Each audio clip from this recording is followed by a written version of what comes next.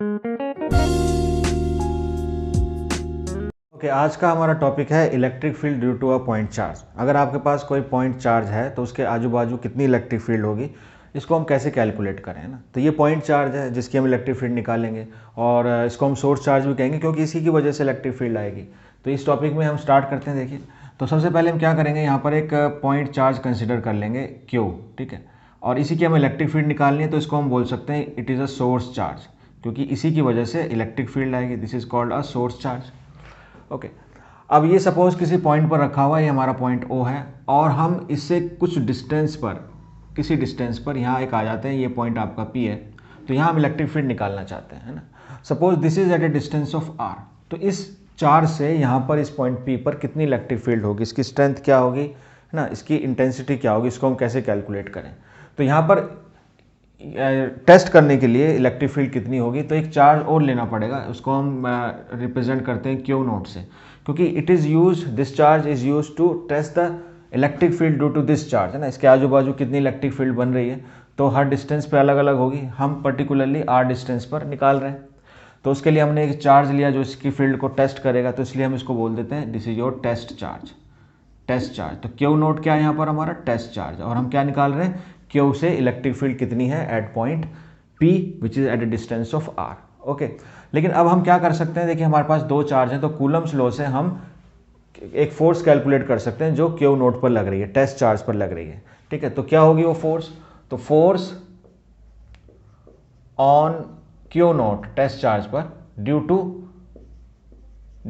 To Q, और हम यहाँ यूज करेंगे बाय कूलम्स लॉ,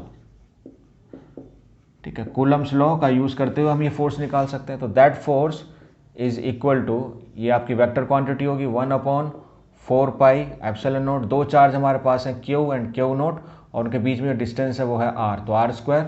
और ये अगर यहाँ से हम यहाँ तक जाएंगे O से P तक, तो it is a direction from O to P, तो ये आपका एक वेक्टर हो जाएगा which is R vector. Okay, तो इस डायरेक्शन में हम यूनिट वेक्टर लेंगे, लेकिन तो यूनिट वेक्टर से को मल्टीप्लाई कर देंगे तो वेक्टर क्वांटिटी आ जाएगी।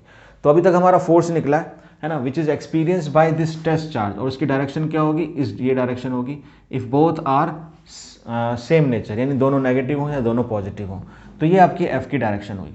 लेकिन इलेक्ट्रिक फील्ड क्या होता है, अब इलेक्ट्रिक फील्ड की हम डेफिनेशन जानते हैं, मैथमेटिकल डेफिनेशन क्या होती है।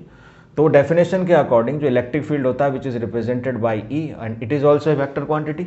Okay, so that is equal to limit Q naught approaches to 0, okay, F divided by Q naught, यानी जो चार्ज आपकी फोर्स एक्सपीरियंस कर रहा है टेस्ट चार्ज, उसी से उसको डिवाइड कर देंगे फोर्स को। तो इसकी जो डेफिनेशन होती है यही होती है, force experience by unit positive charge. Okay, तो यहाँ पर ये Q नोट कितनी फोर्स एक्सपीरियंस कर रहा है, तो यानी कि force experience by it and divided by Q note itself, तो आपकी आ जाएगी इलेक्ट्रिक फील्ड। ये आपकी मैथमेटिकल डेफिनेशन होती है। और Q नोट का जीरो का मतलब, यानी अप्रोचेस टू जीरो का मतलब ये है कि Q नोट आप इतना लें, इतना छोटा लें कि वो आपकी जो कॉन्फ़िगरेशन है Q चार्ज की, यानी Q को उसके ऊपर कोई अपोजिट डायरेक्शन में ऐसा ना हो कि डिस्प्लेस हो जाए, फोर्स लगे। तो उसको फिक्स रखने के लिए, ताकि वो मूव ना करे, हम Q नोट को बहुत छोटा लेते हैं, और ये हम लिमिट का यूज़ करते हैं इसीलिए। तो यहाँ अगर हम लिमिट लगावें Q नोट अप्रोचेस टू 0, अच्छा F को अगर हम Q नोट से डिवाइड कर देंगे तो यह आपका आ जाएगा 1/4 पाई एप्सिलॉन नोट। तो Q नोट गायब हो जाएगा, Q/R स्क्वायर और R यूनिट वेक्टर। तो ये होगी आपकी इलेक्ट्रिक फील्ड। अच्छा, Q नोट अप्लाई करेंगे तो यहाँ Q नोट ऑलरेडी कट चुका है, तो electric field in vector form is equal to 1/4 pi epsilon naught Q/R square and this is R unit vector. और इसका जो मैग्नीट्यूड होगा of electric field 1/4 pi epsilon naught Q/R square, ठीक है। ये आपकी होती है electric field at a point, ठीक है। यहाँ पर जो आपका चार्ज है Q, this is your source charge, तो चार्ज आपका जितना होगा उतनी ही आपकी इलेक्ट्रिक फील्ड बनेगी। लेकिन कहाँ आप कैलकुलेट कर रहे हो, that is irrespective of your test charge. आप टेस्ट चार्ज कुछ भी लेकर आओ तो उस पर तो डिपेंड कर ही नहीं रहा, it is not depends on your test charge. तो कहीं भी आप वैल्यू रखते हैं इसकी, इलेक्ट्रिक फील्ड निकालेंगे तो that depends first of all on the your source charge. जितना ज़्यादा सोर्स चार्ज होगा इलेक्ट्रिक फील्ड उतनी ज़्यादा होगी, और जैसे जैसे आप दूर जाते रहेंगे ऐसे ऐसे इलेक्ट्रिक फील्ड कम होती रहेगी। यानी यहाँ पर जो E और R के बीच में जो रिलेशन है that is 1/R square.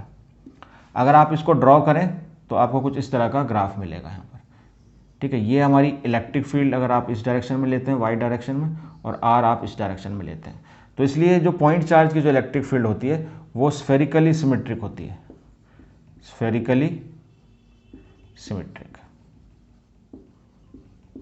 Okay. या इसको हम कहते हैं रेडियल फील्ड, रेडियल फील्ड, ठीक है। तो this is your electric field due to a point charge. I hope छोटा सा टॉपिक है, ये आपको समझ आया होगा। Okay, thank you very much for watching.